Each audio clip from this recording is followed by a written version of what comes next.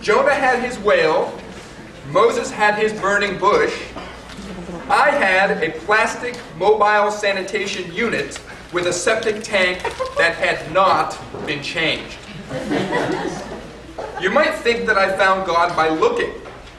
I had a good enough view, with my face stuck where my tuchus should have been, my stomach retching with monster truck force. I would belch forth puke, suck in the foul portalet air, and then puke that out as well. But I didn't see the all-powerful Hebrew God of old. I heard him. It was after my stomach had emptied its contents, but before the dry heaves. His voice sounded like a mix of Charles Bronson and Mel Brooks. He talked real old-timey. Why hast thou broken thy solemn covenant with me? Before I could think of any decent reason for my transgression, he continued. Thou didst promise me that thou would turn from thy trafe-eating ways. And yet thou did eat shrimp at yon discount Japanese restaurant. Thou hast broken thy promise to me. Now I shall get biblical on thy ass. With that, I felt a flood break loose in my bowels. I jumped out of my crouch as my clammy fingers fumbled at my belt buckle. I tore off the button on my pants and managed to plant my rear onto the grimy toilet seat, narrowly warding off rectal catastrophe. Vomit, diarrhea, pray, repeat. That became my sole routine for the next 4 days as I searched for an answer to God's question. There are a lot of different kinds of Jews in the world. There are the kind that do your taxes. There are the kind that clean Uzis to relax. There's the kind that wear beaver fur hats when it's 90 degrees on Miami Beach. I was raised in the ham-loving tribe called Reform Judaism.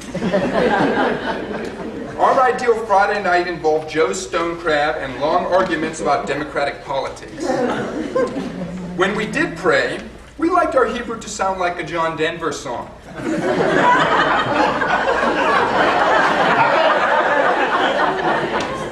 If there were any lightning bolts or smiting in the Torah, we certainly never heard of it. My parents loved Judaism, but they just didn't understand a God that could issue strict rules and regulations. I had a bar mitzvah, we lit candles on Friday nights. They sent me to a camp with a pond dredged in the shape of Israel. They also sent me to Israel. I think that last bit caused the problem. When I returned home from Israel, I decided to pursue an adventure in radical Judaism. I decided to wear a kippah all the time. I wouldn't date girls that weren't Jewish. And I certainly would not taste any of the foods that God had placed on the do not eat list. On my first Shabbat home, I stood up and announced that neither ham nor shellfish would pass through my lips ever again. My father nearly choked on his pork chop.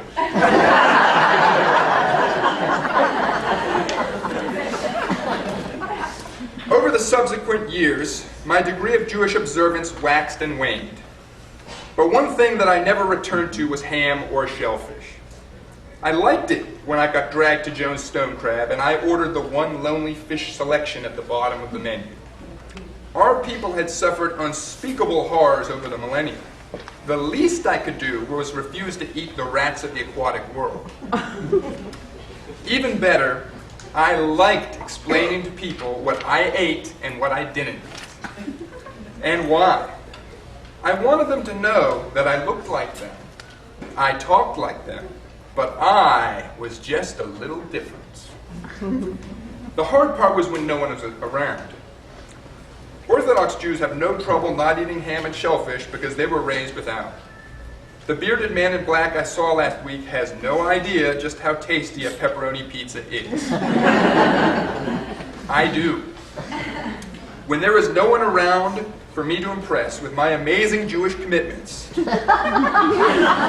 I secretly yearn for those crispy shrimp poppers. I imagine how they would taste with jalapeno cheese sauce, and my mouth aches with forbidden desire. Like a horny man stuck in a dull marriage, I resisted for years until sweet temptation caught me off guard. I was on a temporary work assignment in Clearwater, Florida, far from home. I had been sent there to rescue a disaster of a construction project, and I was finding out the hard way that all my hard work was no match for my boss's incompetence. The whole scenario was becoming depressing. I wound up at a deserted Japanese restaurant, nursing my resentment over a bottle of sake. When the waitress took my order, I specifically asked for no shellfish. The plate arrived without crab, but the girl's English was not good enough to realize that, although shrimp do not really have shells, they still fall into God's untouchable category. No matter, I had resisted temptations before. I pushed the shrimp off to the side of my plate and began eating the fish portion of the meal. But the shrimp was there. Succulent, juicy, pink, and sexy. I was all alone. My father would never get the pleasure of seeing me cave. What the hell? I popped the critter in my mouth and chewed with pure delight, relishing the taste that had been absent from my mouth for 10 long years. The next day on the job site, I felt the first grumblings of something bad. My stomach felt like it would float up through my esophagus. My head started twirling. I excused myself from the conversation and attempted to walk to the portalet in a dignified manner. Halfway there, my vomit meter hit code red, and I sprinted over the boiling asphalt. I almost tore the flimsy door off its hinges. I hurled myself at the toilet as if it were an Olympic sport.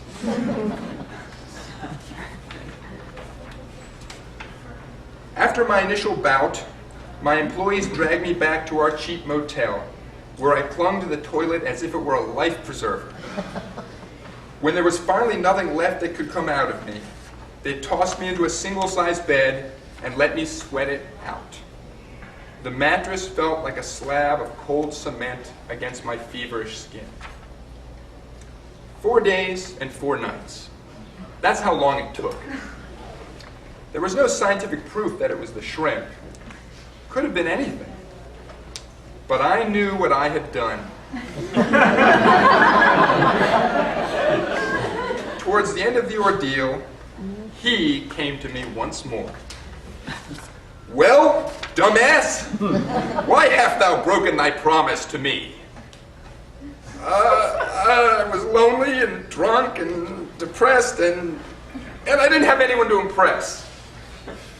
That summed it up.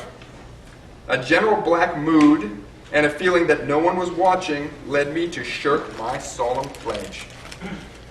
Evidently, I forgot someone important who was still watching. He pulled me away from my thoughts and issued some instructions. Good enough, schmuck face. Now, lech lecha. That means go forth. Do good things. I said it to Abraham, and I'm saying it to you.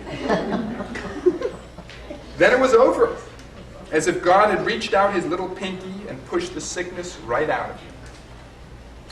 Time has passed since then, and I would have to say that the portalet experience has made me a more religious man.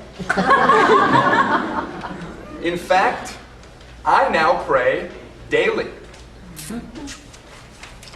Every morning, my commute takes me past the seafood stand in Little Havana.